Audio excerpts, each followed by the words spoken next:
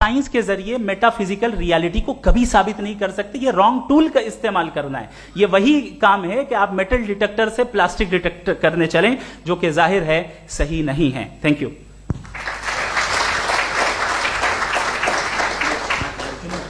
जी, ये आर्ग्यूमेंट का राउंड 2 है। हाँ। 7 मिनट है। पहले तो मैं आपसे अर्ज करूं कि आपने कहा कि जब कायनात ही नहीं थी तो वक्त भी नहीं था, कुछ भी नहीं था। कैसे नहीं था? खुदा था। एक एग्जिस्टेंस तो था ना खुदा का। तो जब खुदा था तो वक्त भी होगा। ऐसा नहीं है कि कुछ भी नहीं था, खुदा था। अच्छा, बाकी एक आपने कहा साहब आप साबित कीजिए, आपके पास भी लॉजिक है, मेरे पास भी लॉजिक है। मेरा जिम्मेदारी नहीं है साबित करना कि खुदा है। बर्टन रसल ने बड़ी अच्छी बात कही। बर्टन रसल ने बड़ी अच्छी बात कही। मैं आपसे अगर ये दावा करूं कि एक चाय की केतली मरीख के चारों तरफ घूम रही है, मार्स के चारों तरफ, तो यह आपका काम नहीं है कि आप साबित करें कि कोई चाय की केतली नहीं है। यह मेरा काम है, मैंने दावा किया है। यह दावा तो मजहबी लोग करते हैं कि खुदा है। मैं क्यों साबित करूं कि नहीं है? जब तक आप मुझे कन्विंस नहीं कर देंगे मैं नहीं मानूंगा। आपकी जिम्मेदारी है, मेरी जिम्मेदारी नहीं है। दोयम ये कि ये जो आप कह रहे हैं, जो गैप्स हैं, ये गैप जब जब किसी मजहब को चैलेंज करते हैं, जब ऐसा कोई बात आती है तो हंगामा हो जाता है कि जब वो चैलेंज करें किसी फेथ को। ये तमाम साइंस जो है इसे मुख्तलिफ जगहों पे मुख्तलिफ वक्तों में मजहब ने रोकने की कोशिश की है। ये किताब है religion and science, Burton Russell की, पढ़िएगा, अच्छी लगेगी आपको।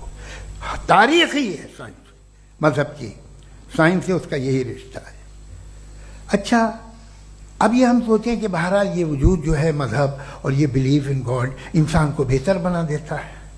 तो एक काम कीजिए, हिंदुस्तान वर्ल्ड का नक्शा लीजिए और मार्क कीजिए कि रिलीजन कहाँ कहाँ ज़्यादा है, कहाँ कहाँ, चाहे वो लैटिन अमेरिका हो या मिडल ईस्ट हो या फार ईस्ट हो या हिंदुस्तान के वो इलाके जहाँ मजहबियत ज़्यादा है। रख दीजिए नक्शा अलग। अब दूसरा नक्शा कि कहाँ कहाँ नाइंसाफ़ी, रिप्रेशन, औरतों के हुकूक की पामाली, जुल्म, डिक्टेटरशिप कहाँ है। नक्शा एक ही होगा। तो आप मुझे बताएं कि जो इसका तरकीब इस्तेमाल क्या है।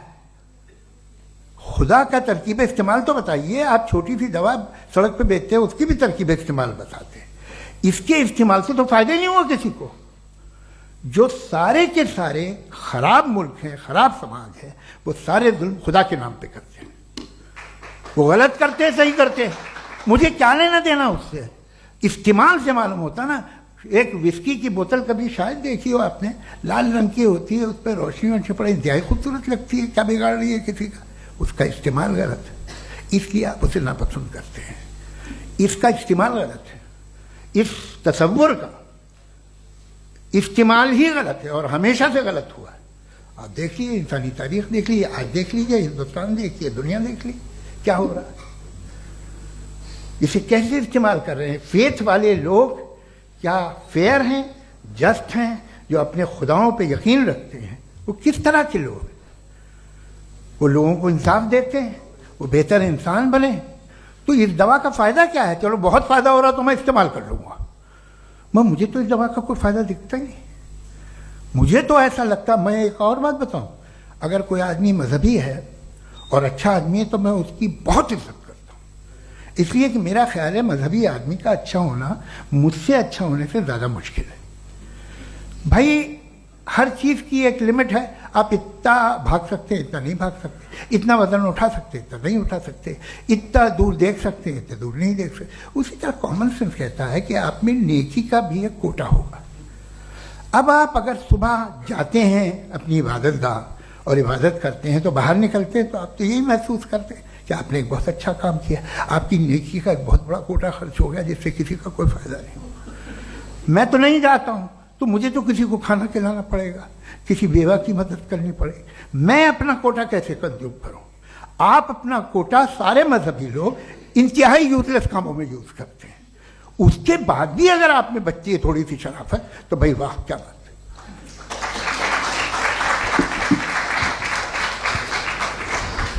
एक तो मुझे ये बात बहुत अच्छी लग रही है कि दोनों ही विद्वान समय को मानते हैं।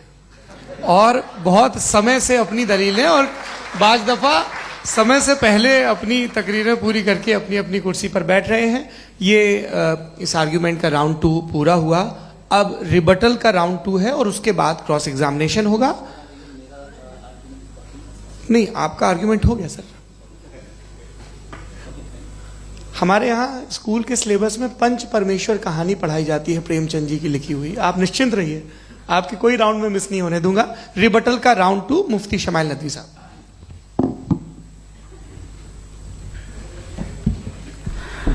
असल में जो हकीकी प्रॉब्लम है, असल प्रॉब्लम है वो ये है कि जावेद साहब के पास कॉन्सेप्ट ऑफ गॉड क्लियर नहीं है। इन्होंने कहा कि कायनात से पहले खुदा तो था, तब भी तो टाइम होगा। ये टाइम कायनात का हिस्सा है। हम उस खुदा को मानते हैं, नेसेसरी बीइंग का टाइमलेस होना जरूरी है, चूंकि वो टाइम का क्रिएटर है। जब उसने टाइम को क्रिएट किया तो वो खुद टाइम पे कैसे होगा? उसने जब स्पेस को क्रिएट किया तो खुद स्पेस में कैसे होगा? अगर वो टाइम एंड स्पेस को पहले से ही उसका पाबंद है तो फिर किस चीज को उसने क्रिएट किया? लिहाजा ये सवाल गलत है कि खुदा था तो टाइम होगा। बिल्कुल नहीं, टाइम के पाबंद हम है, खुदा नहीं है। हम फिजिकल वर्ल्ड से ताल्लुक रखते हैं, वो मेटाफिजिकल रियलिटी है। दूसरी चीज इन्होंने मिसाल दी कि चाय की केतली हवा में घूम रही होगी, और पता नहीं शायद वो बर्टन रसल का उन्होंने हवाला दिया। बहरहाल यही प्रॉब्लम है। प्रॉब्लम यही है कि हम चीजों के दरमियान डिफरेंशिएट नहीं कर पाते हैं। ये जो आपने मिसाल दी ये इमेजिनेशन है, और मैं जो साबित कर रहा हूं वो लॉजिकल नेसेसिटी है।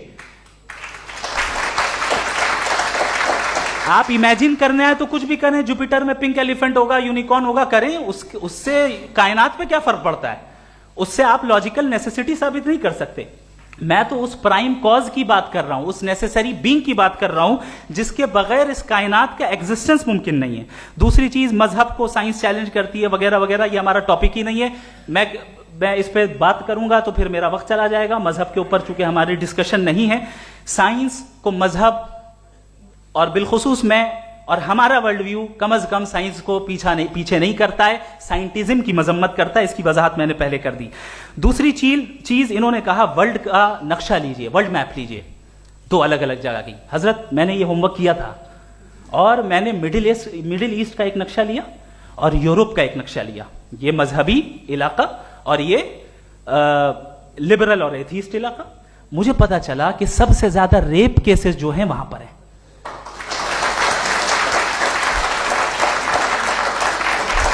मुझे यह पता चला यूएन की रिपोर्ट के मुताबिक, मैं ये अपने घर से नहीं लेके आ रहा, कि जो वर्किंग वुमेन है यूरोपियन कंट्रीज में, उसमें 81% वुमेन सेक्सुअल हैरेसमेंट का वर्क में शुमार हो रही है। ये मिडिल ईस्ट में नहीं हो रहा है, वो मजहबी लोग हैं इसलिए नहीं हो रहा है।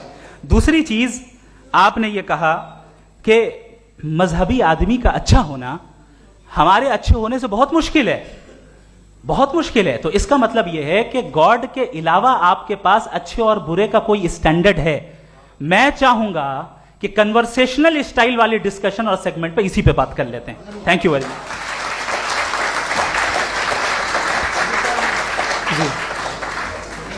ये रिबटल का राउंड 2 है। आपके पास 5 मिनट का वक्त है और इसके बाद क्रॉस एग्जामिनेशन शुरू करेंगे। आप चाहे तो जो इन्होंने सवाल पूछे उनके जवाब आप रिबटल में भी दे सकते हैं। जी जी, देखिए, पहले तो ये बात कि ये मिसाल गलत है।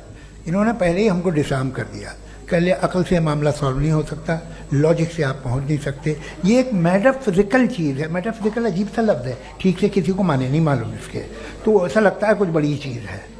अरे भाई, क्या होता है मेटाफिजिकल? बताओ, खड़ी हो। ये एक लफ्ज़ है जो कहीं भी इस्तेमाल हो जाता है। जब आप एक बात कर रहे हैं और आप मुझसे बहस कर रहे हैं तो मुझे मेटाफिजिकल मत बताइए, आप लॉजिकली मुझे प्रूव किए। और अगर लॉजिकली आप नहीं बात करते साहब ये मेटाफिजिकल है, तो फिर हम आप बात क्या कर रहे हैं? मेरा आपका किस ज़बान में कॉन्वर्सेशन होगा? और ये कहना कि वक्त पहले नहीं था, तो फिर क्यों कहते हैं ये हमेशा से और हमेशा रहेगा? हमेशा वक्त है, तो आप कैसे कहते हैं वो हमेशा से है और हमेशा रहेगा? हमेशा का मतलब है कोई वक्त। अगर वक्त ही नहीं है तो हमेशा कैसे? बाहर वो रहेगा। अब मैं ये देखता हूं, आपने कहा ना कि वहां रेप ज्यादा होते हैं, तो हम एक बात देखते हैं कि दुनिया जिस पे वो कादर मुतलक है, जिसकी मर्जी के बगैर पत्ता भी नहीं हिलता, ओमनीपोटेंट है, ये दुनिया चल कैसे रही है? और इस दुनिया का हाल क्या है? 45,000 बच्चे जो 10 साल की उम्र से कम थे वो गाजा में मरे।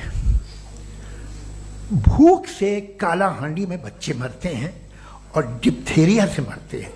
डिप्थेरिया अजीब मर्ज है, गले में जाली बनना शुरू होती है, बच्चा नीला हो जाता है, गरीब का बच्चा, इसलिए कि उपास इलाज नहीं। ये कादर मुतलक है, जो चाहे कर दे। इससे आप दुआएं मांगते हैं हमारी ये काम कर दे वो कर दे, तो इसका मतलब डे टू डे लाइफ में वो इंटरफेयर करता है और ये देख रहा है वो। अगर वो वाकई भी है फॉर डिस्कशन सेक, तो मैं जब दुनिया देखता हूं तो मेरे दिल में उसके लिए कोई इज्जत नहीं पैदा होती। ये क्या कर रहे हो तुम पूरे ऑल पावरफुल हो, ओमनीपोटेंट हो, ओमनी प्रेजेंट हो। तुम तो वहां गाजा में रहे होगे ना, तुम हर जगह हो। तुम देख रहे थे कि बच्चे की कैसे धज्जियां उड़ रही, तुम देख रहे थे और तुम चाहते हो मैं तुम्हारी परस्तिश करूंगा, तुम हो भी। अरे यार, इसके अच्छे तो हमारे चीफ प्राइम मिनिस्टर हैं, कुछ तो ख्याल करते हैं। कमाल है। आप किसकी इबादत कर रहे हैं? अगर वो है भी, ये दुनिया नाइंसाफी से, जुल्म से, जबर से, तशद्दुद से भरी हुई है। और आप ये मत कहिएगा कि वो देख रहा है और वो बताएगा एक दिन। अगर वो देख रहा है और इंटरफेयर नहीं करता तो आप दुआ क्यों मांगते? आप कहते हैं मेरा ये काम करा दे, इसके मतलब है वो दखल दे सकता है, वो आपको नौकरी दिलवा सकता है, भले दूसरे आदमी को ना मिले, मगर आपका काम कर देगा चूंकि आपने दुआ मांगी है। तो जब वो आपको नौकरी दिला सकता है, लड़की की शादी कर सकता है, बेटे को ग्रीन कार्ड दिलवा सकता है, तो कम से कम ये जो मर रहे हैं बच्चे, इनको रोक दे, कुछ तो कर। मुझे तो दुनिया में, इस दुनिया का कोई मालिक है, इसका ओमनीपोटेंट कोई रूलर है, और ये दुनिया ऐसी चल रही है। मैं तो चाहूंगा कि भाई ना हो, अगर हो तो बड़ी शर्मिंदगी की बात है। शुक्रिया।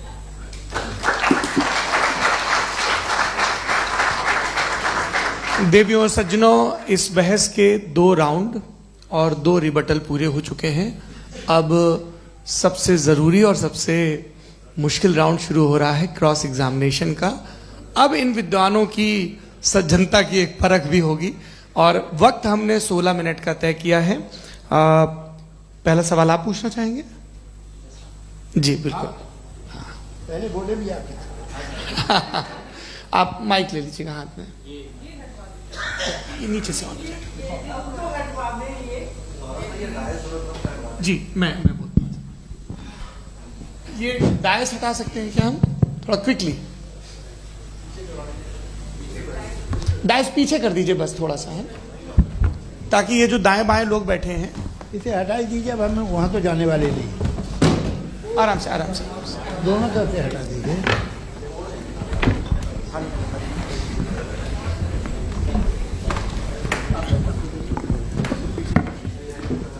इस बीच आप लोग भी अपने अपने सवाल तैयार कर लें।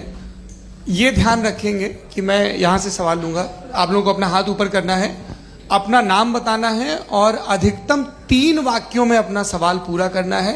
कई लोग सवाल की जगह भाषण देने लगते हैं, उससे आज बचना है। जी मुफ्ती साहब, पहला सवाल आपका, 16 मिनट है, हम दोनों लोगों के सवाल लेंगे। जी जी बहुत शुक्रिया। आपकी जो अभी बात हुई बहुत अहम थी, मैं इसको चाहूँगा कि आगे डिस्कस करूँ, लेकिन चूँकि अभी ये वो सेगमेंट है क्रॉस एग्जामिनेशन, तो सबसे पहला सवाल आपसे ये है कि जो मैं इतनी देर से कॉन्टिंजेंसी आर्ग्यूमेंट आपको बता रहा था, ये अकल से ही बता रहा था हजरत, आप ये बताएं कि आप इन्फिनिट रिग्रेस ऑफ कॉजेस को पॉसिबल मानते हैं या नेसेसरी बीइंग के एग्जिस्टेंस को सही समझते हैं? चूंकि 2 ही ऑप्शन हो सकता है, आप ये बताएं। देखिए, आपको मैं ईमानदारी से बात करूं, एक तो मैं कॉन्टिजेंसी वर्ड ठीक से समझता नहीं, और इस वक्त भी जो आपने अंग्रेजी के अल्फाज इस्तेमाल किए वो ज़रा थोड़े से मुझे डिफिकल्ट और कॉम्प्लिकेटेड लगे, तो आप ज़रा सिंपल जबान में सवाल कर सकते हैं? बिल्कुल कर सकता हूँ जी। यूनिवर्स की हर चीज कॉन्टिंजेंट होने का मतलब यह है कि वो अपने एग्जिस्टेंस में किसी के ऊपर डिपेंडेंट है। जो भी चीज डिपेंडेंट होगी वो चीज इंडिपेंडेंट नहीं हो सकती, तो उसका कोई ना कोई कॉज होगा। तो अब आप क्या समझते हैं कि ये इन्फिनिट रीग्रेस है, यानी कॉज पर कॉज, कॉज पर कॉज, कॉज पर कॉज, और कभी कोई यानी ये एंडलेसली चलता रहा? क्योंकि अगर ऐसा होगा तो हम तो एग्जिस्टेंस में आते ही नहीं। लॉजिकली ये मुत्तफक अलैह चीज है, मुत्तफक अलैह, अग्रीड अपॉन। ओके, इस पे हमने एग्री किया था कि मुश्किल शब्द आएगा तो अर्थ बताना पड़ेगा। तो इन्फिनिट रीग्रेस तो पॉसिबल नहीं है, तो कहीं ना कहीं आपको रुकना पड़ेगा ऐसे नेसेसरी बीइंग पर। नहीं, कोई जरूरत नहीं रुकने की। किसने कहा आप रुकना पड़ेगा? आप रुकते हैं खुदा पे, आप नहीं रुकते। आप कहते हैं वो हमेशा से, जब उस वक्त से है जब वक्त नहीं था। आप कहाँ रुकते हैं कि अब हुआ था वो? आप नहीं कहते। हम क्यों नहीं मान सकते कि यूनिवर्स जो है और बल्कि मल्टीवर्सेस जो है वो हमेशा से हैं, वो बनती है, बिगड़ती है। एक हमारे यहाँ एक चीज़ है ब्लैक होल, वो समेट लेता है वापस, फिर ब्लास्ट होता है, फिर फैल जाता है। और इसमें हमारी तो खैर कोई औकात ही नहीं है इंसान की। एक छोटे से जर्रे पे हम 50-60 साल की उम्र रखते हैं, जो करोड़ों अरबों साल की कायनात है उसमें, और पैदा भी नहायत ही बेहुदा वजह से हुए थे। तो इसमें ये सोचना कि इसकी वजूहात और ये क्यों है, ये डिपेंडेंट है, ये हम देख रहे हैं। क्या मालूम, आप सोचिए कि ये जो फैल रही है कायनात, ये कहाँ फैल रही है, ये कहाँ जा रही है, और ये फैल क्यों रही है? अरे बना ली थी तुमने, रुको भैया, काफ़ी है। ये फैल क्यों रही है? ये और कौन सी कायनात जिसे मैं दूरबीन से देखता हूं तो 2 बिलियन लाइट ईयर पे है, उससे मेरा कोई वास्ता ही नहीं है। 2 बिलियन ईयर यानी अगर मैं 80,000 माइल्स पर सेकेंड से चलूं तो 20 करोड़ साल में वहां पहुंच जाऊंगा। इसकी जरूरत क्या थी? ये दुनिया, ये कायनात तो इंसान अशरफुल मखलूकात के लिए बनाई गई ना। तो ये सब ये टर्म समझ में नहीं आया, इसमें कोई खास समझने वाली बात थी भी नहीं। ये जो अल्टीमेट कहा यह जाता है कि ये जो पूरी यूनिवर्स है, ये जो दुनिया है, ये इंसान के लिए बनाई गई। अच्छा, ये सब इंसान के लिए। क्यों साहब, सही है ना? बिल्कुल, लेकिन इसका ये मतलब नहीं कि किसी चीज के पीछे रीजन आपको नहीं पता तो रीजन नहीं है, इसे कहते हैं नहीं, मुझे नहीं पता, लेकिन मेरी जिम्मेदारी नहीं है। वो बिल्कुल सही कहा था उसने, बर्टन रसल ने। आपने उसे मजाक में टाल दिया कि भाई आप एक दावा कर रहे हैं, मैं क्यों कहूं कि ये गलत है दावा? आप प्रूफ कीजिए, मेरे पे जिम्मेदारी ही नहीं है, मैंने थोड़ी कहा है। आप प्रूफ कीजिए कि ये सही है। आप आर्ग्यूमेंट ऑफ कंटिंजेंसी का जवाब ही नहीं दे रहे हैं। पूछना चाहेंगे? आप सवाल पूछना चाहेंगे मुफ्ती साहब से? क्योंकि ये क्रॉस एग्जामिनेशन का दौर है। आप जैसे पहले बोल रहे थे फेथ को लेके कुछ, मैं ये पूछना चाहूंगा कि खुदा ने जो भी रेवल्यूशन किए हैं, एक मजहब के नहीं बहुत से मजहबों में किए हैं, अलग अलग रेवल्यूशन है। कहीं कुछ एक बातें हैं, कॉन्ट्रडिक्शन भी है आपस में, कहीं कुछ आप कर सकते हैं, कहीं कुछ नहीं कर सकते। ऐसा नहीं है कि सबकी कोड ऑफ मॉरल एक है। तो ये किस्सा क्या है? अब आप ये देखिए कि मुझे कभी कभी लगता है कि ये जो फुटबॉल फाइनल होता है, लाखों लोग होते हैं, फिर वो टीवी कवर कर ली, करोड़ों लोग, अगर उसमें खुदा की एक बूमिंग आवाज आ जाती, मैं गॉड हूं, तो सारे लोग अभी सुन लेते और टीवी पे भी सुन लेते, किस्सा खत्म होता। ये इतनी राजदारी क्या है कि तुम सामने कुछ तो सबूत दे दो हमें सॉलिड। ये कह साहब ये यूनिवर्स कैसे बनी, इससे मसला क्या हल होगा? मैं पूछूंगा आपसे खुदा कैसे बना? क्यों नहीं पूछूंगा कैसे बना? बल्कि वो तो कायनात से कहीं ज्यादा इंटेलिजेंट है, कायनात से कहीं ज्यादा कॉम्प्लेक्स। जी वो हमेशा से है। आप कहेंगे मैं मान लूंगा। अच्छा, दोयम वो कादिर मुतलक, यानी कादिर मुतलक का मतलब ओमनीपोटेंट, वो जो चाहे कर सकता है। आपको नौकरी दिलवा सकता है, आपकी अच्छी जगह शादी करवा सकता है, आपके पड़ोसी का मुकदमा हरवा सकता है, आपको जिता सकता है, सब काम करता है। थोड़ा सा माइक क्लोज जी। वो इस दुनिया को चला कैसे रहा है? ये दुनिया कैसे चल रही है? आपको इस पे हैरत नहीं होती? या कयामत के बाद कभी एक जस्टिस होगा, जब ये बच्चा मर चुका होगा, जिसकी धज्जियां उड़ गई बम से, इसको इंसाफ मिलेगा तब? अच्छा, अब जवाब दूं? हाँ दीजिए। मैं वही इसीलिए आप ही तरफ आता। सबसे पहले आपने रेवलेशन और स्क्रिप्चर्स की बात की, इस पे मैं बात कर सकता हूं लेकिन आज नहीं करूंगा चूंकि वक्त कम है, कभी और इस पे डिस्कस करेंगे। मैं तैयार हूं उस पे भी बात करने के लिए। ये अभी से राउंड 2 की भूमिका तय हो रही है। Does God exist round 2? चूंकि आज गॉड के एग्जिस्टेंस पे बात है तो मैं उसी के रिलेटेड जो है आपके सवालात आपको एंटरटेन भी करूंगा और मैं भी पूछूंगा।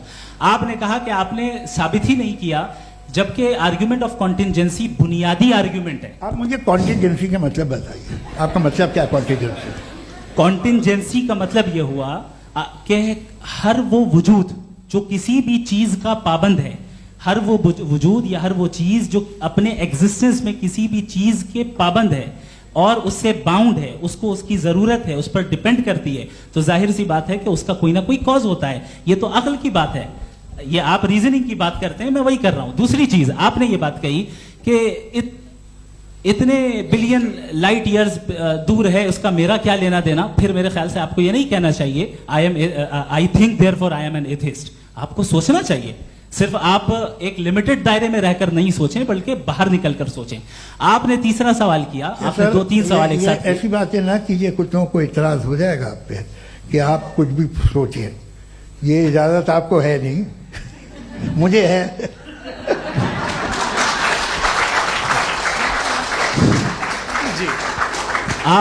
आपने प्रॉब्लम ऑफ इविल के ताल्लुक से सवाल किया और बार बार आप एक लफ्ज रिपीट कर रहे हैं कि ओमनीपोटेंट गॉड है, ऑल पावरफुल गॉड है।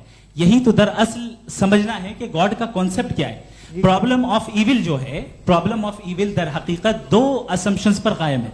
अगर आप इन 2 असम्पशंस को समझ जाएं तो ये प्रॉब्लम नहीं रहेगी, आर्ग्यूमेंट आपको समझ में आ जाएगी कि ये कोलैप्स कर जाता है।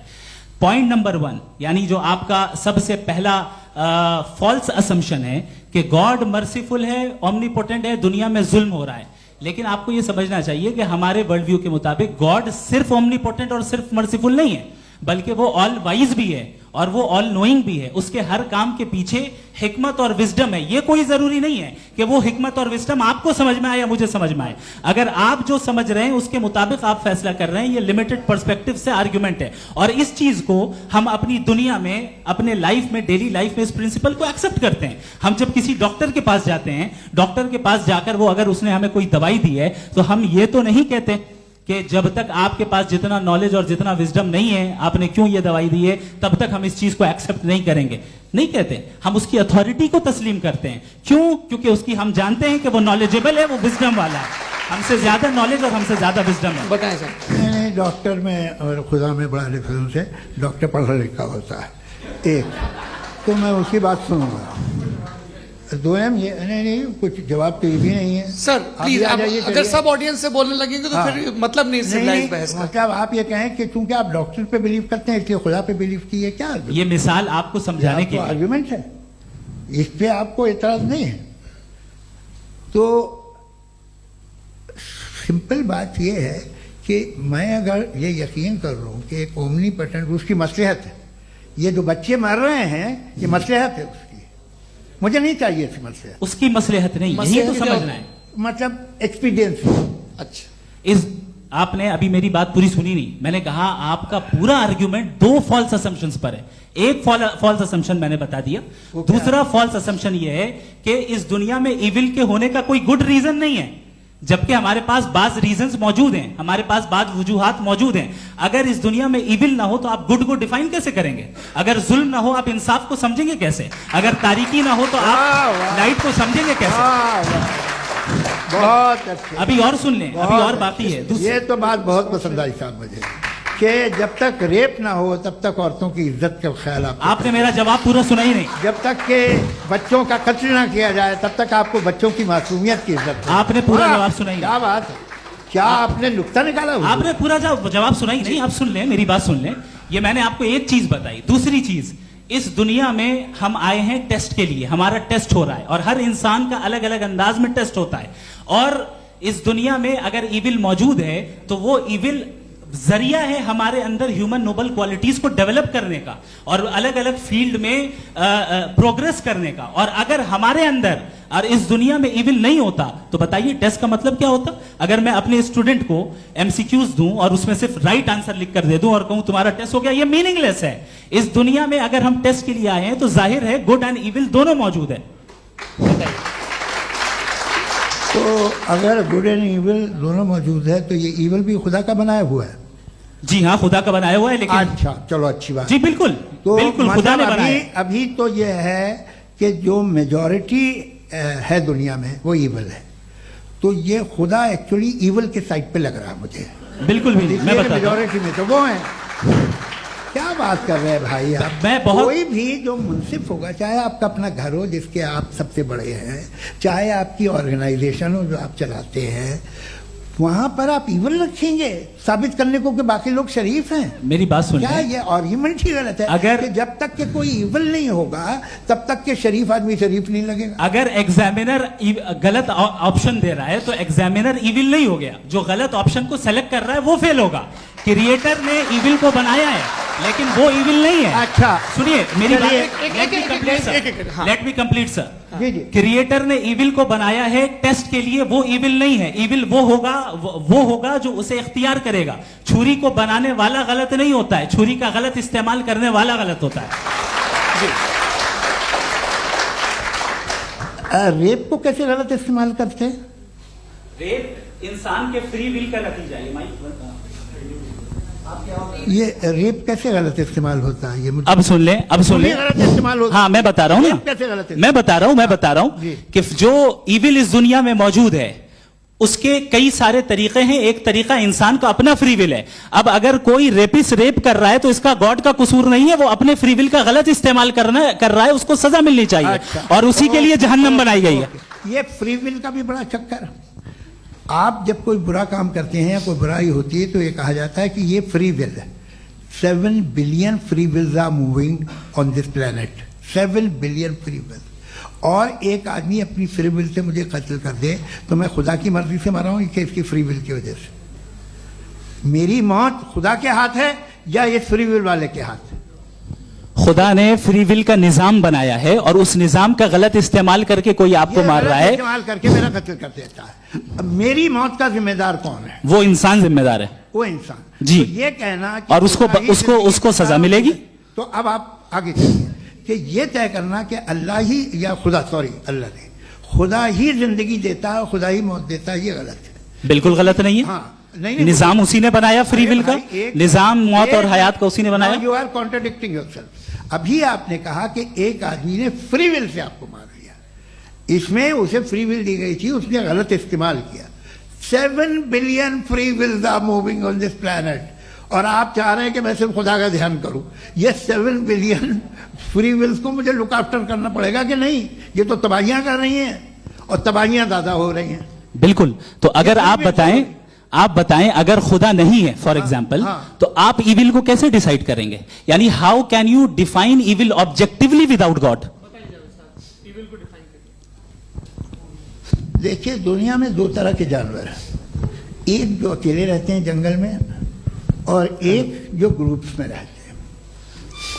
ग्रुप में जो भी रहेगा, चाहे वो आपका फाउंडेशन हो, चाहे कोई क्लब हो, चाहे कोई पॉलिटिकल पार्टी हो, चाहे कोई यूनिट हो, उसमें आपको इंटरैक्ट करने के रूल बनाने पड़ेंगे। यानी लोग तय करेंगे।